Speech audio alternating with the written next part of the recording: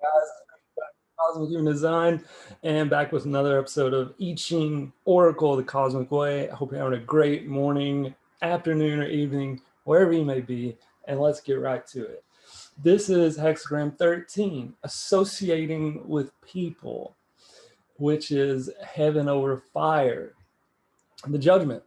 Associating with people in the open, success. It furthers to cross the gatewater, the great water, and to be firm and correct.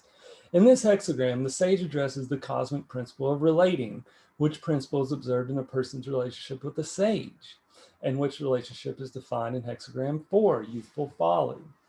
The cosmic principle of relating is defined by one single limitation: no relationship with the ego.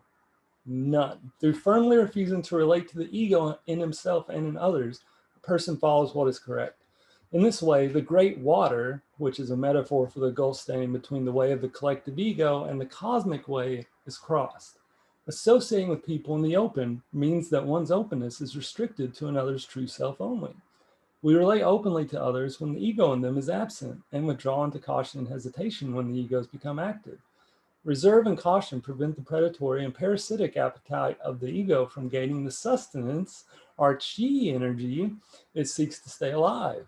Observing this restriction also aids, nourishes, and strengthens others' true selves. This is the way the sage retreats the instant the ego in us is present and returns the moment we have reached the true humility. When a person observes this limitation in relating to another, he is in harmony with the cosmos. He also creates duration in his relationships by ensuring that they are based on the attraction that always exists between people's true selves. The retreat of the sage in the presence of the ego gives the example of how to retreat from others. The sage, in retreating, calls out to our true self to rally itself to stand up to the ego, to affirm its leadership of the personality. Thus, the sage does not give up on us. When the ego in another is dominating, we say the inner no to it and call on their true selves. This activates the sage in their presence, which has been shut out, to displace the ego's dominance. Just as we experience hindrances in our relationship with the sage when we put the sage up as special or higher, or in an opposite way, see ourselves as the judge of the sage, we erect similar hindrances when we relate to others in these ways. The sage also points out the problems connected with the ideals of fellowship and brotherhood traditionally associated with this hexagram, which is traditionally called the fellowship of man. These ideals are at the basis of the attempt to create a humanistic society where men are brothers as a remedy to the evils caused by factionalism, as, for example, during the historical era of the warring states in China. Such ideals of universal order designed to create a lasting unity among men are bound to fail because they are man-centered and thus fail to take into account the cosmic order on which all unity is based. They also rule out the helpers, which are necessary to make unity possible. Line 1, associating with people at the gate, no blame. The gate is a metaphor for the place where humans and the sage meet. This line speaks to a person who comes to the sage with his conventional views, ideas, and beliefs. The sage does not hold this against him as long as he is prepared to open the gate, which is his mind. Associating with people at the gate is also counsel to a person that for there to be a fruitful relationship between him and another, he needs to recognize the sage's role in this relationship, as well as the essential quality that must exist between himself and the other.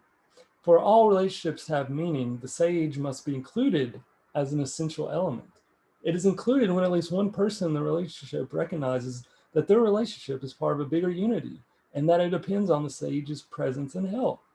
In regard to a love relationship, at least one of the partners needs to recognize that the gift of love comes from the cosmos, flows through the lovers, and back again to the cosmos. This gift can remain theirs only so long as they recognize its source and its gift nature. If they forget this and begin to claim it as something that exists only between themselves, they have allowed the egos in themselves to possess the relationship. If this situation is not corrected, the egos will go on to destroy the relationship. The very presence of the ego with its demands and claims shuts out the cosmic flow of chi energy. The inner no needs to be said by at least one of the partners to every ego aspect that inserts itself into the relationship. This line also addresses situations in which a person is either looking up to another or down on him. In either case, a mistaken idea is active in his psyche. It may be that he has been trained during his youth to look at himself as better than others or as inferior to them. In the former case, he needs to say the inner no to all the phrases in his inner program that put himself up and the others down. In the latter, he needs to say the inner no to the persons who look down on him and to any rationales in himself that have caused him to accept or excuse their superior attitude. No blame can mean that a person incorrectly believes himself to be free of blame because he has been looking down on someone who has obvious inferior qualities. He may be unaware that he is one of those who have fixed that person in those qualities and thereby put a spell on him and created a fate for himself. To free himself from blame and his fate, he needs to free the other from the spell he has put on him and rid himself as well of his self image that he is blameless. No blame can also refer to one who is incorrectly thinking something is wrong with himself because he does not look up to someone society has said he ought to look up to. To determine which meaning of no blame is to be applied, the person needs to use the RTCM. Line 2. Associated with people in the clan, humiliation. The word clan refers to an association of people that has failed to include the sage. When a person fails to recognize that the sage is in every person's presence, the essential vehicle that makes a meaningful relationship is excluded. In another meaning, the line can point to a person's desire to form a clan relationship with the sage, meaning he comes in the hope of finding support for his egotistical goals. The line can also apply to a person who does not want to leave behind the entitlements and authorizations given to him by the collective ego that make him see himself as special. When what he seeks in consulting the I Ching is to gain the sage's approval of these entitlements, the sage, however, can only withdraw and leave him to the advice of the ego that he is allowing in himself. This line can also refer to a person who, in approaching another to be his partner in love, business, etc., comes to meet him unequally because he is attached to his possessions, entitlements, and authorizations. A successful relationship can only happen when neither one thinks he is better or more entitled. The mere idea of authorizations and entitlements is in conflict with the natural equality that exists, not only between two people, but between all things in the cosmos. The word clan can also refer to a person who is holding to mistaken ideas or to the ego, or to a person who is criticizing another while failing to correct himself. The line can also point to a person who ignores his obligation to say the inner no to what is incorrect in another because that person belongs to his clan, i.e., a family or other interest group. All such favoritism is in conflict with cosmic law. The clan also refers to any group which has assigned someone in it to serve as its enlightened leader, and to whom they have given the power or authority to judge and forgive, and to have the right to encroach into the group members' inner spaces. It can also refer to anyone to whom a group gives its consent to act magnificently as to represent God or to stand between a person and his inner truth. On encountering such a situation, he needs to say the inner no to it. Line 3. He hides weapons in the thicket. He climbs the high hills in front of it. For 3 years, he does not rise up. This line addresses the reasons for a person's inability to have a true relationship with other people. He always suspects that they have hidden motives. A phrase expressing this belief is, nobody does anything for unselfish reasons. This belief puts a spell on the others, giving rise to mutual suspicion. The line can also apply to a person who approaches the I Ching with the suspicion that it contains a hidden catch. This attitude comes from the widespread belief that an oracle speaks in obscure terms, the thicket, and therefore cannot be trusted. This impression is true so long as a person comes to the oracle with egotistical motives. This fact has caused him to misunderstand the sage's message and has trapped him in the fate he is experiencing. He needs to recognize the presence of the ego with its suspicion and say the inner no to it. Then the sage can speak to him clearly. He climbs the high hill, describes the ego's superior attitude in judging that the oracle does not work because it has not satisfied his hidden expectations and demands. For 3 years, he does not rise up, refers to different kinds of ego reactions a person has to the fate he's experiencing. He may believe that if he humbly accepts the fate, he will be released from it. Or he may mistake his fate as a duty he must perform. He needs to understand what fate is, how it is created, the purpose it has, and that it can be distinguished with the help of the helpers if he recognizes and rids himself of its causes. And basically, fate is caused by mistaken ideas and beliefs that you have in your psyche, or actions you've taken, and it's basically to has the purpose of waking you up that you're not in harmony with the cosmos. And you can get rid of your fate at any moment by, responding to it inwardly correctly, basically. Line 4, he climbs up on his wall. He cannot attack. Good fortune. He climbs up on his wall refers to the person who assumes he knows what is right and wrong, therefore does not seek the sage's help. As a consequence, he cannot gain a correct approach to his problems, the meaning of he cannot attack. The wall represents the attitude of superiority and self-righteousness that he has gained from studying the wisdom of the world. However, this wall at the same time has also become his prison in the form of a spell that prevents him from seeking the help he needs. The seed phrases of the spell are, I believe in the source of my wisdom. I don't need anything else, and I have the right belief. Such a person believes that it is his spiritual duty to find the answer in the belief system he has adopted. He needs to recognize that this belief system keeps him trapped and prevents him from learning from the sage. One way such a person can be reached is through an inner connection by giving him an inner message that he is creating a fate for himself, and by asking the helpers to do what is necessary to take away that wall. This is the good fortune indicator. He climbs up on his wall can also refer to the person who thinks he has the ability to integrate cosmic logic with rational logic. He does not realize that these two kinds of logic are incompatible because cosmic logic is based on the principles of harmony and equality, while rational logic is based on the principle of opposites that implies both a hierarchical and a linear ordering of things. Cosmic logic can only be perceived by all the senses, inner and outer, in combination. It thus includes both the visible and invisible worlds, whereas rational logic is limited to what can be seen and heard, and thus pertains only to the visible world. The line can also point to a person who is trying to integrate what he learns from the sage with his existing belief system. This is the same as trying to integrate the cosmic whole with the collective ego, and it can't be done. You cannot integrate the true self with the ego, because the ego is fundamentally a parasitic entity that has no basis in the cosmos whatsoever. Um, so therefore integrating them is impossible. I hear so many people say, oh, well, you need an ego. The ego is like myself, you need an ego to get by in the world. But no, those are all spells. Those are all spells. And it's very detrimental, I would think, to try and integrate your ego in any way whatsoever. Line 5, people bound through inner ties first weep and lament, but afterward they laugh. After great struggles, they succeed in meeting.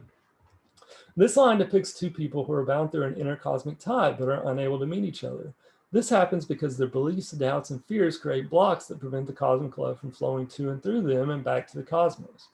These beliefs, doubts, and fears are based on their misunderstandings of where the love comes from and the conditions under which it can flow. They may believe, for example, that the love comes from the other person. Love is a cosmic gift that comes through people to each other. They can only be a vehicle for it and cannot by themselves make it happen. They may simulate what they think love feels like, but such simulation only comes from the egos in them. They may also be struggling under the belief that their love is not flowing because they are not working hard enough at making love stay. They may believe that they need to talk more to each other, go on vacations with each other, or be more in each other's presence. These beliefs are based on the idea taught by the collective ego that love is something one can make happen if one strives hard enough, which belief, in turn, is based on the mistaken idea that humans are at the center of the universe, or, quote, the measure of all things. Such efforts lead only to the great struggles mentioned in the line and create the fate of being blocked. The fate is due to the fact that all these beliefs shut out the cosmos, which is the source of the love. When the partners recognize that the fate wants to make them aware of their mistaken beliefs about the source and nature of love, they can correct themselves and reunite with the cosmos, thus ending their fate. Fate, if not ended through a person's self-correction, can also end through the burnout of the belief a person holds that he should keep striving to make unity happen. The fate is ended when he is willing to turn the entire matter of his separation from the other over to the cosmos with the complete readiness to accept whatever the result will be. At the same time, he becomes firmly resolved to go on with his life. This attitude engages the helpers. His modest attitude will free the cosmos to do whatever is necessary to bring about his happiness, with or without the other person. That's beautiful right there, actually. This line addresses various spells that a person may have put on the sage, as for example, by the phrase, I have to make the relationship happen. Spells are put on the partners by such phrases as, we'll never come together, it's too hard, there's no way to make this work, or struggle is part of the natural course of things. Yet other spells have to do with hurt, pride, and blaming oneself, the sage, fate, partner, circumstances, etc. Other spells are caused by the belief that one is obligated to be loyal to a previous relationship. When these spells are dispelled, the gift of love from the cosmos can be received. Line 6, associating with people in the meadow brings remorse.